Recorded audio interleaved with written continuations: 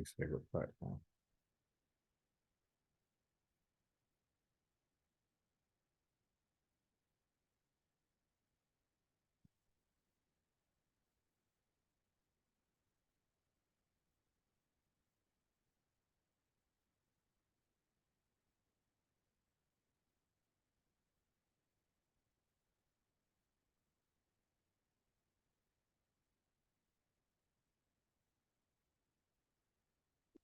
Okay, are you able to see screen?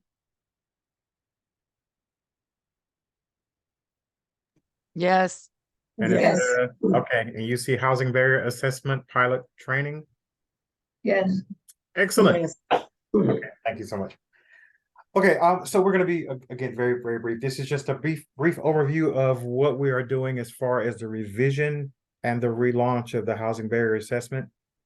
And our goal is to, of course, to begin the piloting, and our goal is to assess the needs of our unhoused neighbors in the Durham COC. On our agenda, we're going to look at what HUD gives us as guidance, what the risks are, and how HUD defines the risk and what we have assessed as risk. Our COC assessment priorities, what to do when conducting the assessment, and then a sample script. The guys received from HUD. HUD has indicated that communities are required to use Jeffrey, assessment tool. Yes. excuse me, Jeffrey, this is Lloyd. My screen is not moving to your slides. It is not moving. I'm still on housing barrier assessment pilot training, the cover page. Okay, let me pull out of this, stop the share, and go back to the document. So it may not look shiny, but I'm hoping that it'll still work for us. Let's see.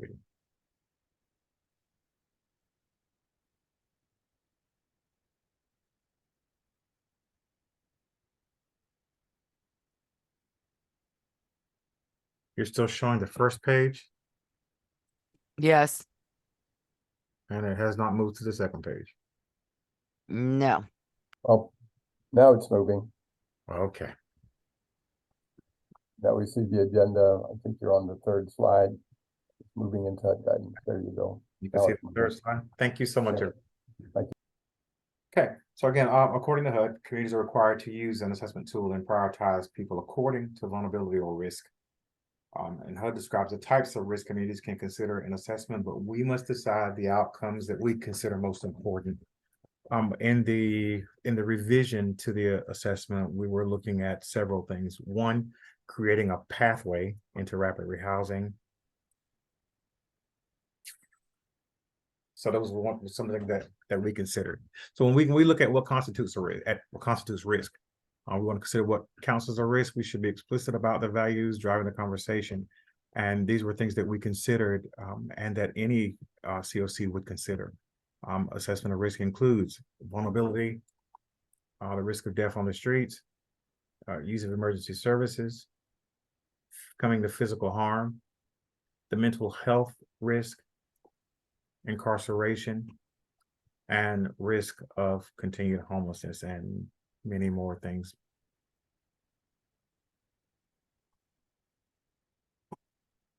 Now, our priorities when we started assessing, we want to identify the needs and the preferences and barriers of an unhoused individual or family to successfully transition them into permanent housing. 2, to assess the appropriate housing match based on the household's specific characteristics and housing needs. And 3, which is also very important, is to develop a relationship of trust, cooperation, and client-driven partnership.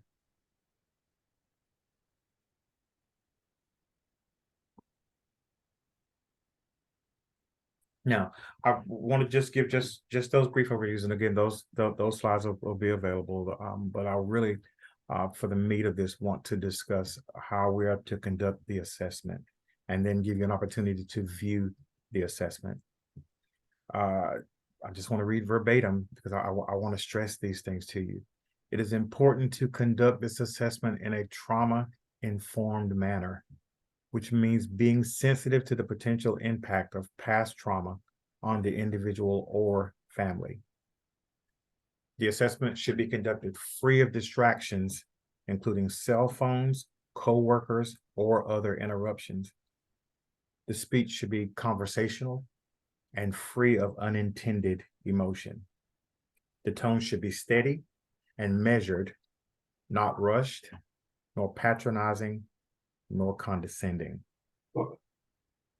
Now, what I devised just a sample and inserted myself. And again, I did this for quite a few years. So I took that experience along with the direction from HUD and put together just a sample script. And I'll just read it as if I was about to conduct this assessment. Hello, my name is Jeffrey Rawlings, and I'm a case counselor with the City of Durham. I'd like to ask you several questions regarding the challenges and risk and dangers and the other barriers you're facing while living unhoused. Now, before we get into the questions, here are a few important things to know. First, this is not a test. There are no right or wrong answers, only truthful ones. There are no preferred answers, and no information needs to be hidden or concealed. These questions are not meant to exclude you from housing, but to better understand your housing needs. If you do not understand a question, please ask for clarification. You may skip or decline to answer any of the questions. However, you're encouraged to answer every question so that the appropriate assistance can be provided based on your individual needs. This information is stored in a secure database and is covered under the Privacy and Release of Information Agreement. That is our sample script. Again, I understand that there are different situations where this assessment will be given. There'll some be given in the right at DSS. There are some that will be given out in the field that street outreach is given. There are some that will be given in the shelter. So of course, there are going to be different things going on around street outreach. I understand that it is difficult to get into, maybe get a place where where it can be very, very private, free of distractions. So you want to, as much as you possibly can, limit the amount of distractions around, focus in on the client, aware of your surroundings, of course, but as much as possible, let the client know that they have your undivided attention. Now, I want to move to the assessment itself.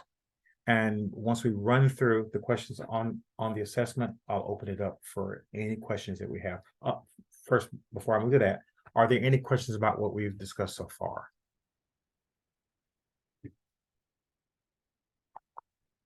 Okay. Let's move to the assessment itself.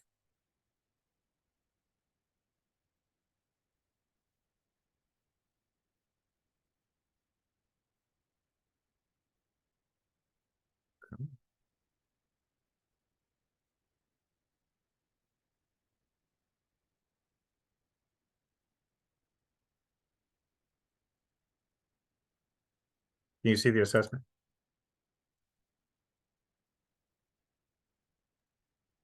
Yes. Excellent. Okay. So as you can see now, our goal is to eventually move this into HMIS, but for the piloting portion, it will of course remain in Smartsheets. Our goal is to do at least 50, at which point we will examine the results, analyze to make sure that we have not that it's not changing our outcomes, because our outcomes right now are equitable outcomes. We want to maintain that. So that is our primary goal. Again, right now, I'm just going to go through what the questions are and let you see those.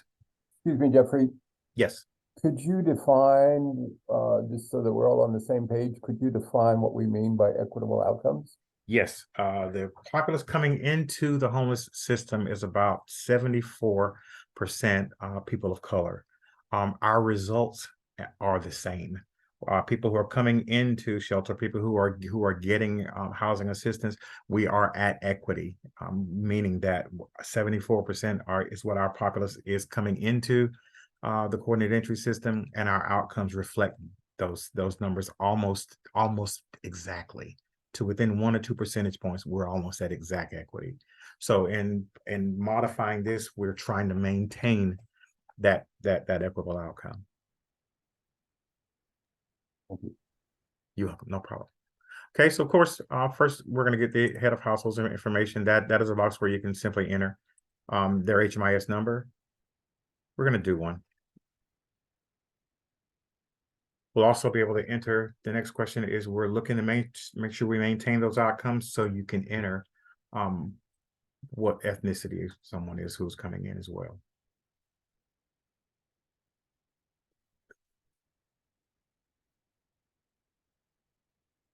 Next, you're going to indicate the number of adults in the household for the sake of this one. And again, this is just a test. For this one, we will say that there are 2 other adults in the household.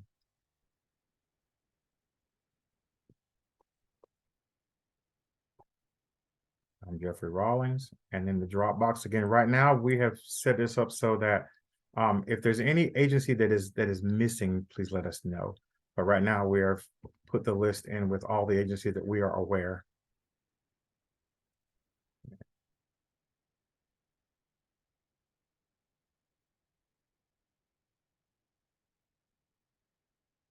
I'm sure no options is in the way of UMD, but it is City of Durham, Entry Point, Families Moving Forward, Housing for New Hope, Open Table, Project Access, Urban Ministries, the LGBTQ Center is behind that, no options, and then DCRC follows it.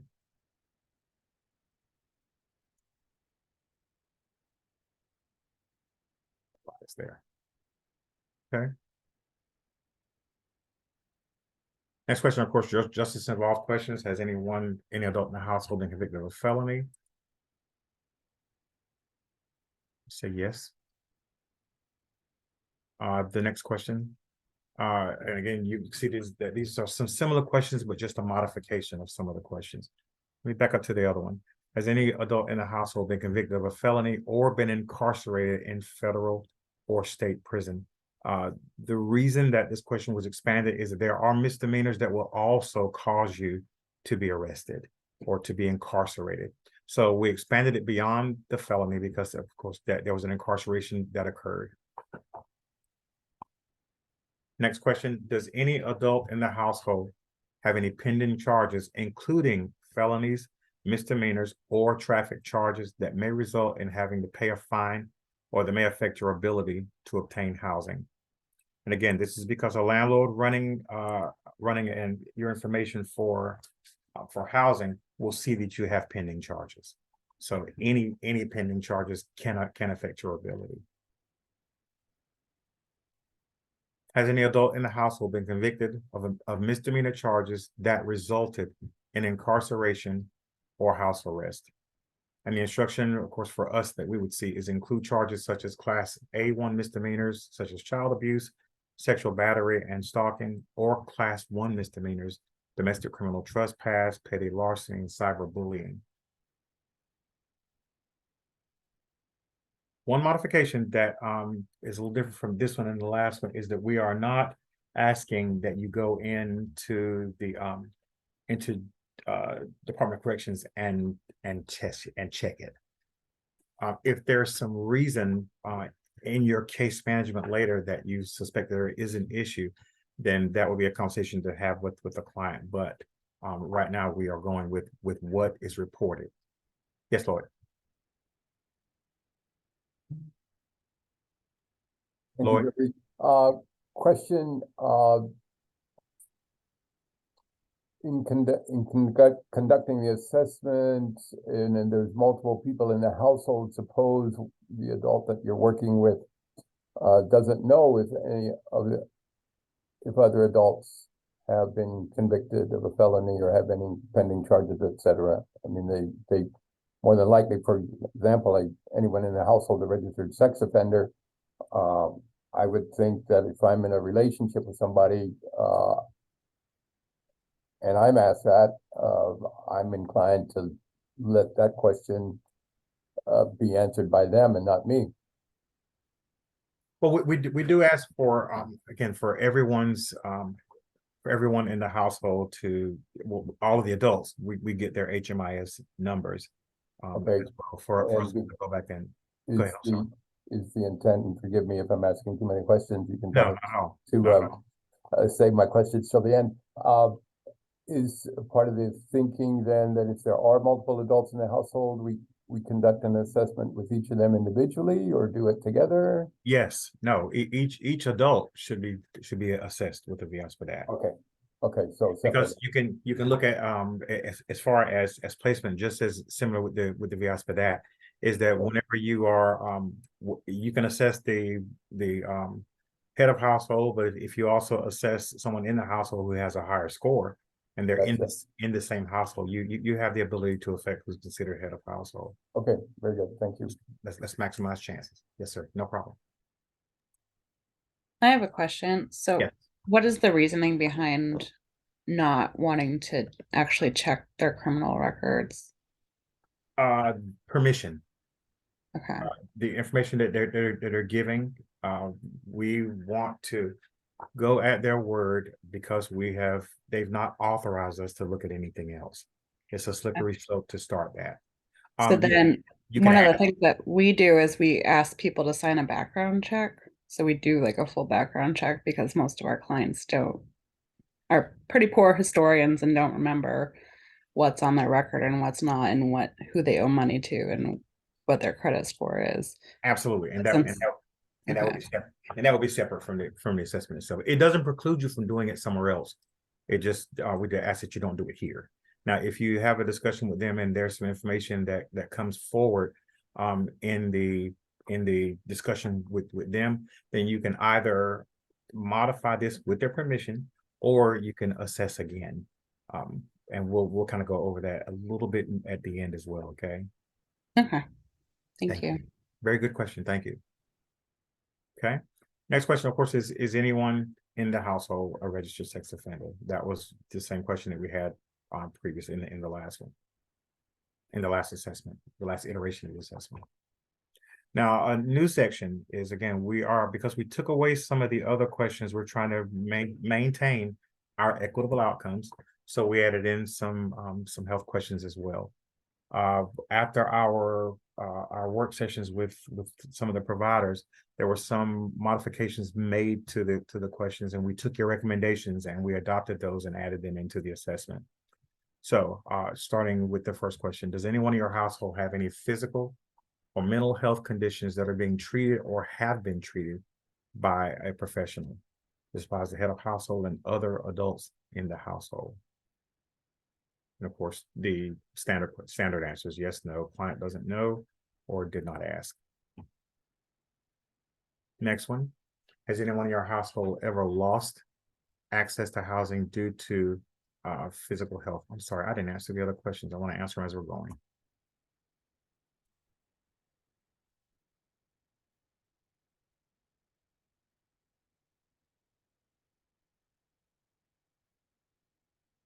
Okay. Again, that we're back to the same question. Has anyone in your household ever lost access to housing due to physical health or mental health conditions? And we'll say yes to that as well. This is a drop-down box, of course, with multiple options. This one's a little tricky, so I want to make sure we go through this one. Has anyone in your household been diagnosed with any of the following?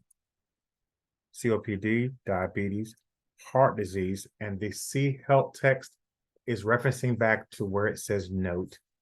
These conditions are listed under heart disease, but you wouldn't necessarily need to read every one of them in the drop down box. You can come back and with heart disease and kind of define it more, just in case there's some confusion. But the question itself would read: has anyone in the household been diagnosed with any of the following conditions? COPD, diabetes, heart disease, high blood pressure, kidney or liver failure, lung cancer, or substance abuse. At that which point, if there's heart disease is an issue, you can certainly define it at that point. Heart disease can include arrhythmia, AFib, coronary artery disease, cardiomyopathy, congestive heart failure, pericardium, and congenital heart disease. And again, this is more so a note for you, or if clarification is needed.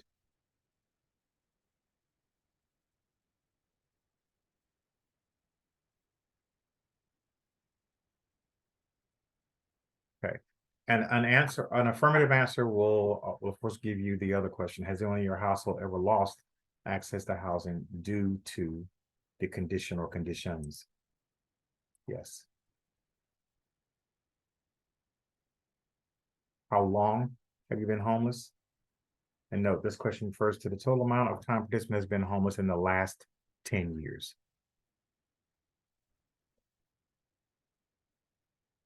Monthly income, we've put it into brackets. We're broken it up into bracket sections.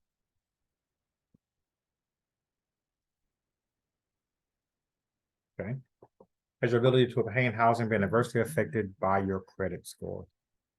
Again, often, as you mentioned earlier, Rebecca, some people don't know their score, but they would know if they didn't get housing because of it.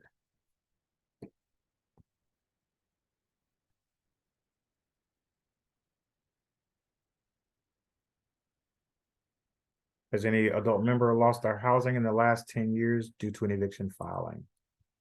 We'll say yes.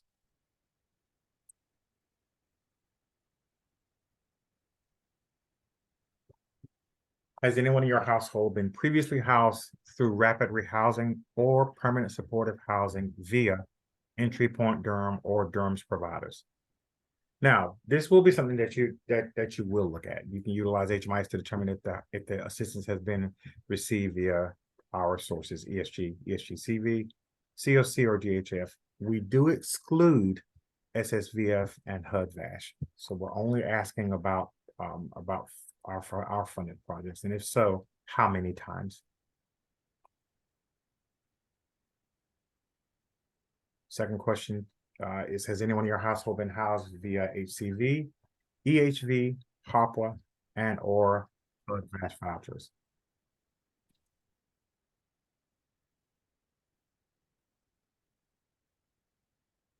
Okay. Do you have any mobility issues, such as an inability to navigate stairs, that will require reasonable accommodations or an ADA unit, ADA accessible unit? Yes, Lloyd. Thanks, Jeffrey. Those last two questions regarding being housed, they seem a bit duplicative somewhat in terms of if they've been housed via Entry Point or Durham's providers, but then there's again, we're asking about housing choice vouchers, VHV, or am I missing the difference between them? Maybe. Yes, what we're looking at again, the first ones are rapid rehousing or PSH. Has anyone been housed through rapid rehousing or PSH? The other vouchers below it are more or permanent vouchers, like the EHV voucher, a HOPWA voucher is more of a permanent voucher as well. HUD-VASH is coming from the VA. We excluded in our count for the first question because you can go through HUD-VASH multiple times and we're not administering it. The VA is, but we are looking at in the first question to determine how many times we, as Entry Point, as our coordinated entry system, how many times have we assisted? Okay, so that's more focused on the homeless housing system, ESG, ESGCV, yes, dedicated housing funds, and the others are more broader than that. I got you. right. And our goal here, once we of course finish with the piloting, if you have never been helped from us, your weighted score, you'll get a little bump if we've not assisted you before. If we've assisted you 1 or 2 times, you'll get a bump, but not quite as high. If we have helped you 3 or 4 times, this may not be the right intervention. It does not mean that we will not. It means that in order that you won't get as high a priority as the others will, because this is an intervention that we've tried with you multiple times that didn't work. It would not preclude us from assisting, but it would kind of tell us that you may need something a little more, such as what follows: an HCV, or a HOPWA voucher or a HUD-VASH voucher. Of course, or we may just not have what you need. Thank you. Sure, no problem. Okay. And again, we're going to say 3 or more there. We'll say we have received a voucher assistance there. Next question is about mobility. We asked, do you have any mobility issues such as the inability to navigate stairs that would require reasonable accommodations or an ADA accessible unit? Yes. Does anyone in your household have a pet, service animal, or emotional support animal? And we did break it up into the different options here. If you have one, your service animal for qualifying disability that is trained to provide service tasks, they're covered under different governance. Yes, you have a documented emotional support animal. Yes, a pet or undocumented emotional support animal, or no. I don't think we're going to get many I don't knows, and we certainly want to make sure that you do ask. But let's indicate for this one that we have an emotional support animal. Okay. Did you leave your previous living situation because you felt unsafe? Yes. Since becoming homeless, have you experienced violence? Again, we'll say yes. And are you currently experiencing violence or the threat of violence? And the note here, in all caps, is urgent. Refer household to law enforcement as appropriate. But here we will indicate for all intents and purposes for ours, no. Get notification of your answers if you desire, and submit.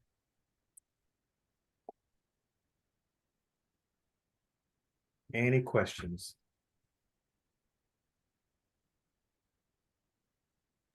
Hi, Jeffrey. Hi. I just want to clarify. So on this, when it's a two-parent household, we are to do that separately for each adult. Is that correct? Yes. Okay. Yeah. And should both adults be in the same room, like have them separate? Separate. Or- Absolutely separate. Okay. Yeah. Thank you. Now, if they insist on the other person being in the room, you can allow it if that's what they need for support. But the other person cannot insist on being in the room while someone else. It has to be the person who's receiving it, who's making the request, not the other, not the spouse or significant other. Okay. You said the person who's receiving it, who's the head of household? No, the person who's about to be assessed. Let's say we have a husband and a wife, and the Mhm. husband does the assessment, and then the husband says, "I want to be in when my wife does hers." He can't say that. Okay. She can say, "I want my husband to be in the room when I do this assessment." Then you can allow that if she has decided that. But there needs to be a decision, and you use your judgment there as well. We trust the case managers. If it appears like maybe we should not be doing this with him in there, then you may want to look at a time when you can do it separate. Gotcha. Okay. Thank you. Absolutely. I Now, have a just a couple few. questions. Okay, give me just 1 second. Let me add one thing, and I'll come in with your questions as well. Mhm. Okay. Now, we also you're going to be giving the assessment, and the assessment itself, once we've passed the piloting stage and we're doing the assessments on a rolling basis. An assessment is going to be good for 6 months unless a significant change has occurred in the family. Such as a birth or a death in the household, or a new job, or loss of a job, or a new medical condition, or DV situation, or change in the household composition. If something changes in the household, they start working, or if they stop working, then you can do another assessment in less time than the 6 months. But we don't want to be doing an assessment every couple of weeks. We don't want to do assessment at one place and then you go to another. Say you're unsheltered, you go into shelter, there's another assessment given. You move to another shelter, there's another assessment given. The assessments are going to be available and valid. If you feel like you need to do another assessment, you have the flexibility to do so, but it needs to be based on one of these changes. If someone is unsheltered and they're assessed and then they go into shelter, their situation changed. So yes, you can do an assessment if you feel like the score is going to change, and if they're in agreement for it. But we want to make sure that, again, with trauma-informed care, that we're not asking the same questions again and again and again, and each time another case manager comes on, or each time that they move from one place to another, if the assessment score is not going to be much affected by those things, by those minor changes. But again, it should be good. It should be valid for 6 months. At which point, regardless of whether it was a change or not, reassess at 6 months. Okay, Rebecca, you had a question? Yeah, I have a couple. Okay.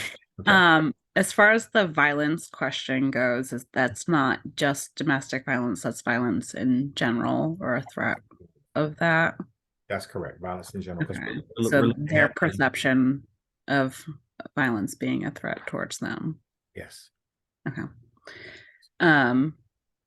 Second question, if somebody who is not the head of household gets a higher score than somebody who is head of household, do we need to switch that person? If they are in agreement to do so, yes.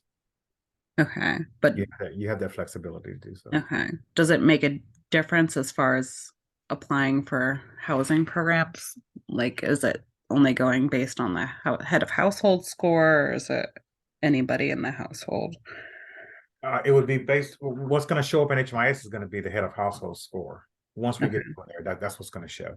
So I've done it in the past with the VIASPDAT as well, where a wife may score higher than a husband. It doesn't change the dynamic of the house. It just changes what we're entering into the system as head of household for our purposes of scoring and of referrals. Okay, so we should have that conversation with them. Yes. And then third, I know one thing that's come up in the past is when Entry Point was doing assessments with people over the phone, that the answers weren't as truthful. And so we were redoing assessments on street outreach when we were doing them face to face and getting more accurate responses. Is that still something that you'd like us to do? That's Or acceptable. That's acceptable, yes. I think that's it. Okay. And the last thing I want to add as well is that we want to, from the time that we are engaging a client, we know that the clock is ticking, especially if they're in shelter, the clock begins to tick when you come in. So we're asking that the assessment be completed within 3 business days of initial contact. If you can't do it at the very first contact, we ask that within 3 days that it is done. The assessment needs to be completed in 3 days by the case manager or other qualified staff, qualified trained staff, such as an intake worker or other. You can't see my screen. I'm sorry.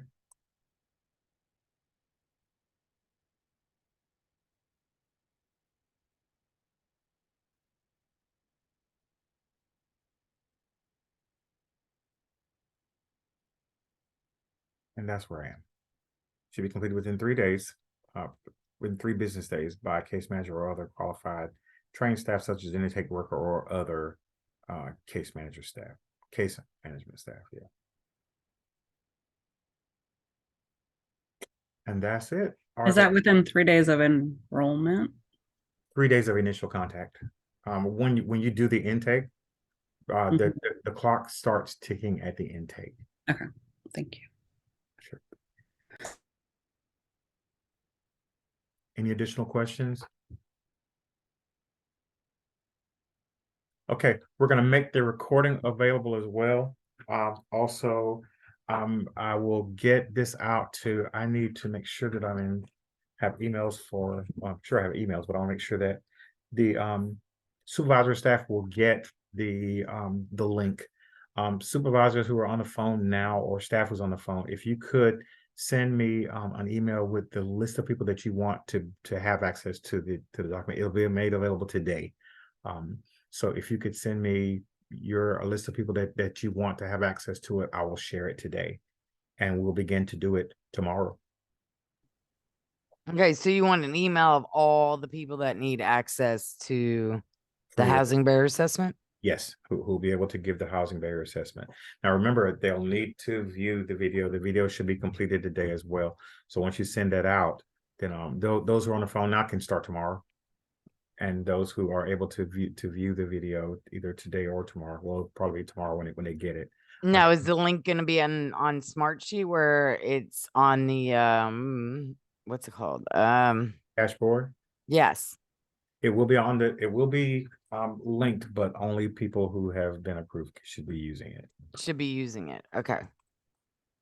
Yes, because it is a requirement that you look at the training first and then you can begin the assessments.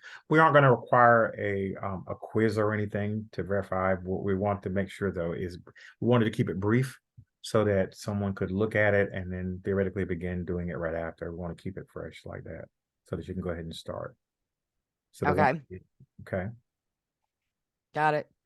Okay. So if you guys could get that out to me today, when the recording finishes, I will get it sent out to each person who has sent me an email. I'll send you the recording as well, along with the link. Okay. Thank you. Thank you all. I appreciate your time and I appreciate your effort in this. This has been a long process, but I think that the results and the input that you've all given along the way has been vital, and I really appreciate it. And we will convene again next week. Please keep in mind the referrals for PSH. We did not do EHVs, but remember, we're going to be doing 2 of those as well.